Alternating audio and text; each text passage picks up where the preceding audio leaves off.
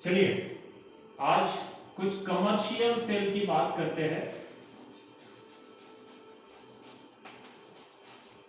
Commercial cell जो market में available है, ये दो तरह के होते हैं।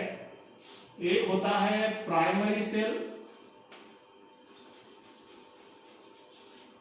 और एक होता है सेकेंडरी सेल।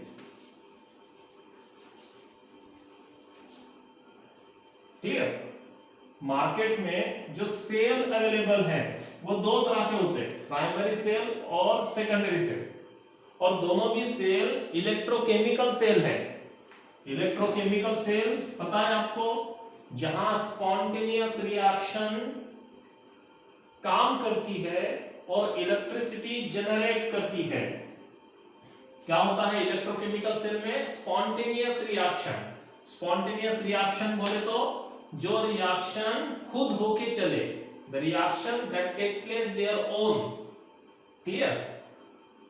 तो ये जो इलेक्ट्रोकेमिकल सेल है, गैल्वेनिक सेल है, ये दो टाइप के होते हैं मार्केट में। एक होता है प्राइमरी सेल, एक होता है सेकेंडरी सेल। क्लियर? ये प्राइमरी सेल और सेकेंडरी सेल क्या है? तो सिंपल, हम जहां से आपको समझ में आ जाएगा वहां से बोल देता हूं, ये रिचार्ज नहीं होता, नॉट रिचार्जेबल। और ये रिचार्ज होता है। अब आपको समझ में आ गया। सबसे पहले अगर आप मोबाइल की बैटरी देखोगे, मोबाइल की बैटरी तो वो रिचार्ज होती है, यानी वो सेकेंडरी हो गई। और जो हम रेडियो के अंदर, अपनी दीवार घड़ी के अंदर जो सेल यूज करते हैं वॉल वॉच के अंदर, वो प्राइमरी हो गया क्योंकि वो रिचार्ज नहीं करते आता है। जो रिचार्ज करते आ जाए वो सेकेंडरी। आजकल चाइना के मिलते हैं कि वो भी सेल रिचार्ज हो जाते हैं, बट जो रिचार्ज होता है वो सेकेंडरी और जो नहीं होता वो प्राइमरी। अब इसका क्या और एक सेंटेंस क्या बोलोगे आप कि ये तो यूजलेस हो गया, फिर एक बार यूज करो फिर बाद में काम में नहीं आएगा, है ना? रीयूज नहीं होगा इसका। और ये कैसा है? ये रीयूज हो सकता है। क्लियर?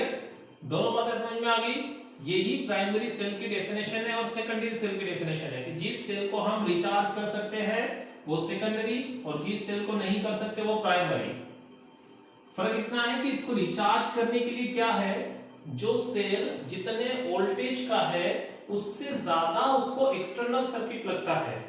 यानी इस सेल को जब हम रिचार्ज करने के लिए किसी सोर्स में लगाते हैं, जैसे हम स्विच बोर्ड पे लगाते हैं, तो वो जो स्विच बोर्ड है उसका वोल्टेज उस सेल से ज्यादा होना चाहिए। वैसे हमारे मोबाइल की बैटरी ज्यादा से ज्यादा 12 वोल्ट की आती है ना? मोटर व्हीकल की बैटरी 6 वोल्ट तक आती है, तो वो इजीली इस सोर्स से रिचार्ज हो जाती है।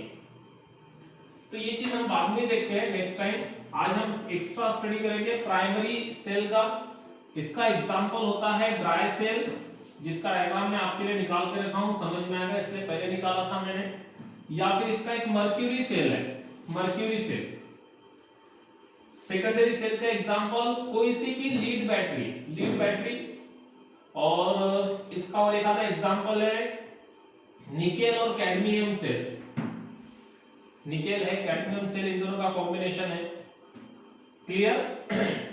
दोनों भी इलेक्ट्रोकेमिकल सेल है, दोनों भी गैल्वेनिक सेल है, बट दोनों भी कमर्शियल यूज है। दोनों में फायदा क्या है कि ये नॉट रिचार्जेबल है, ये रिचार्जेबल है, रिचार्ज हो सके। क्लियर? अब देखिए, अगर आप मार्केट में जाते हो तो आपके हिसाब से सबसे अच्छा सेल कौन सा होगा? क्या क्वालिटी होनी चाहिए सेल की? तो वो जो सेल है वो वेट में लाइट हो। वो जो सेल है वो कैसा होना चाहिए? Light in weight. क्लियर? वो चीप होना चाहिए। चीप बोलो तो नॉट कॉस्टली, वो महंगा नहीं होना चाहिए। लाइट इन वेट होना चाहिए, चीप होना चाहिए और रिचार्जेबल होना चाहिए कि बार बार हमें पैसों की दिक्कत ना आए, उसी को रिचार्ज करते रहो। रिचार्जेबल होना चाहिए। सो ये कुछ बातें हैं। इजीली हैंडलेबल होना चाहिए, ट्रांसपोर्टेबल होना चाहिए यहां से वहां। तो ये सब बातें हैं कि जो एक गुड क्वालिटी ऑफ सेल को रिप्रेजेंट करती है। चलिए हम एग्जांपल लेते हैं अभी प्राइमरी सेल का, जिसे हम बोलते हैं dry cell. Dry cell, dry cell कौन सा होता है? जो हम रेडियो के अंदर यूज करते हैं। एवरीडे सेल देखा होगा आपने, एवरीडे सेल सफेद वाला जिस पे लाल वो कैप बनी होती है, that is the example of dry cell. अब ये ड्राई सेल जो है ये लेकलेंचे प्रिंसिपल के ऊपर डिपेंड है। अब इसके बारे में मैं ज्यादा नहीं बोलूंगा, ये आपको फिजिक्स में आ जाएगा, फिजिक्स में आता है लेकलेंचे सेल, 12th में ही है। तो ये वही प्रिंसिपल है, उसी सेल के हिसाब से ये बना हुआ है। जी लेकलेंचे था 1868 के आसपास जिसने इसे बनाया, उसी कंसेप्ट पे, उसी प्रिंसिपल पे ये बना हुआ है। क्लियर? सेम एग्जांपल बोलेंगे तो भी कोई फर्क नहीं, लेकिन लेकलेंचे सेल एक डिफरेंट है थोड़ा सा, फिजिक्स में आ जाएगा आपको। सो हम देखते हैं ड्राई सेल क्या होता है। अब ये जो ड्राई सेल होता है, इसकी जो आउटर बॉडी होती है वो जिंक की बनी होती है। जिंक, जस्ता जिसे बोलते हैं हिंदी में, जिंक।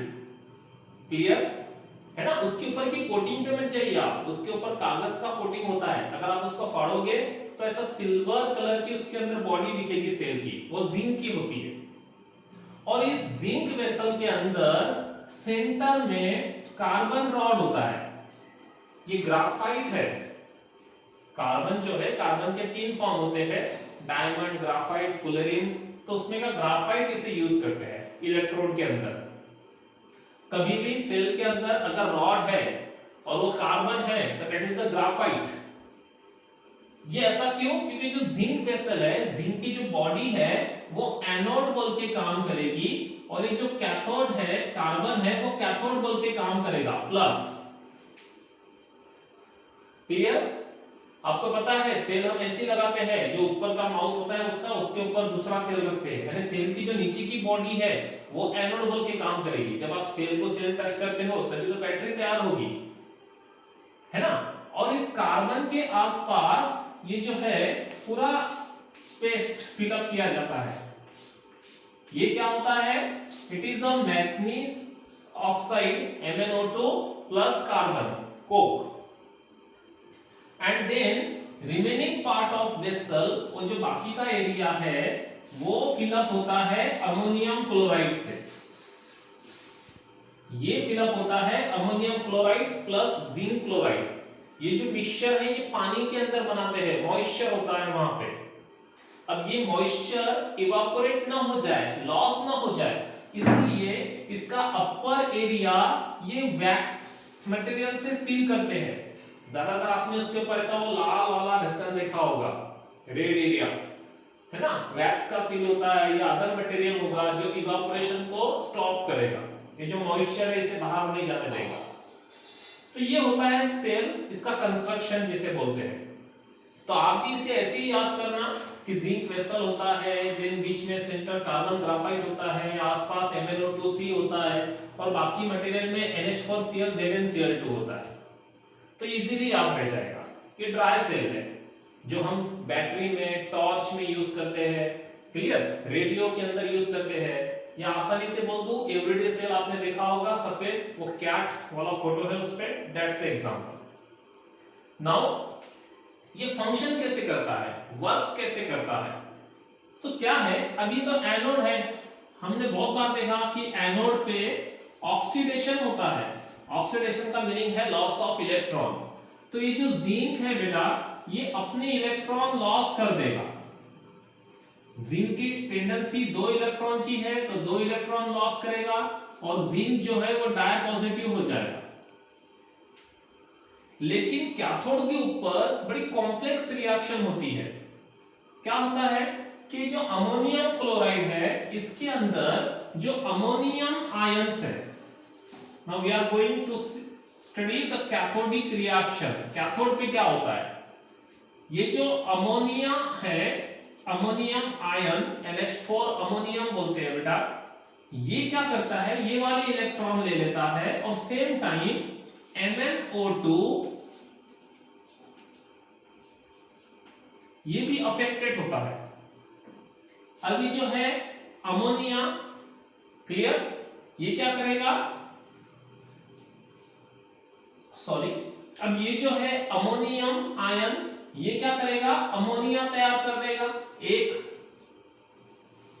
ये जो है MnO2 ये बदल जाता है Mn2O3 में, क्लियर, और यहां H2O तैयार होता है। इसलिए बहुत सी बार अगर एक आधा थोड़ा बहुत कम ज्यादा क्वालिटी का अगर सेल होगा तो वो काम करते करते उसमें से पानी छोड़ देता है, क्लियर। वहां पे पानी छोड़ने का एक और कारण है, ये जो अमोनियम क्लोराइड है ये थोड़ा सा एसिडिक है क्योंकि उसमें HCl है। तो ये क्या करता है, ये जिंक को करोडेट करता है, उसका करोजन करता है, तो जिसकी वजह से उसमें से कभी-कभी लीकेज होता है, कुछ केमिकल कहो जिसे हम पानी कहते हैं कि सेल पानी छोड़ रहा है, वो वाला मटेरियल उसमें से बाहर आता है।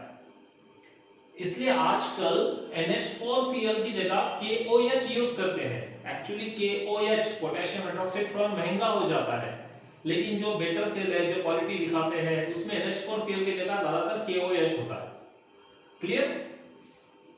अब ये वाली रिएक्शन यहां होती है, यानी अमोनियम आयन बदल जाता है अमोनिया में, MnO2 बदल जाता है Mn2O3 में। अब ये 2 हो गए इसलिए ये 2 हो जाएंगे, क्लियर।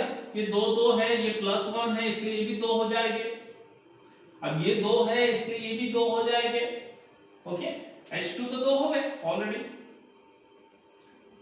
कितने हैं, 2 4 are 8, 2 3 are 6 और 2 8। ऑक्सीजन कितने हैं, ये 2 और 2 4, ये 3 और ये 4, क्लियर। सो ये रिएक्शन होती है कैथोड पे। अगर आप इन सब का कॉम्बिनेशन कर दोगे तो वो हो जाएगी सेल की रिएक्शन, ठीक है। क्या हो जाएगा अभी सेल रिएक्शन, ये जिंक आएगा यहां, then you have to write, फिर आपको ये लिखना है अमोनियम आयन, फिर आपको ये चीज लिखनी है प्लस MnO2,